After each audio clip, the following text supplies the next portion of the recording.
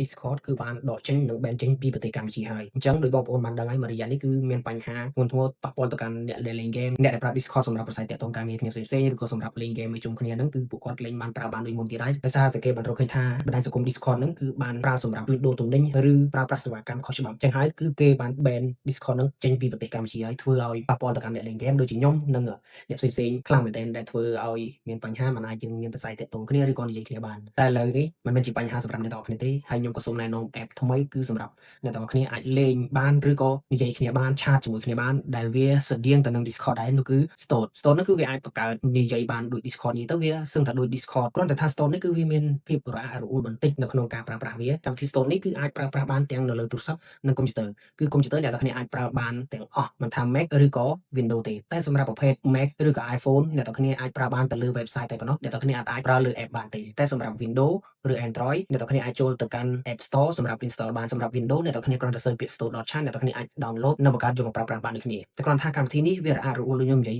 ពីដើមអញ្ចឹងគឺវារាំងពាក់បន្តិចមានបញ្ហាតិចព្យាយាមឲ្យអ្នកទាំងគ្នាស្វែងយល់ពីវាបន្ថែមអញ្ចឹងសម្រាប់វីដេអូបង្រៀនខ្ញុំនឹងប្រាប់អ្នកទាំងគ្នានៅពេលក្រោយហើយអ្នកទាំងគ្នាអាច join channel Telegram ខ្ញុំដើម្បីតាមដានព័ត៌មានផ្សេងៗឬក៏អ្នកទាំងគ្នាចង់ចេះក្នុងការបង្កើតកម្មវិធីនេះអ្នកទាំងគ្នាអាច join Telegram ខ្ញុំបាននេះ QR code អ្នកទាំងគ្នាអាច scan ចូលបានអូខេជួបគ្នានៅវីដេអូក្រោយអ្នកទាំងគ្នាកុំភ្លេចចុច like share follow ផងសម្រាប់នៅលើ YouTube អ្នកទាំងគ្នាកុំភ្លេច subscribe ខ្ញុំអ្នកបងប្អូន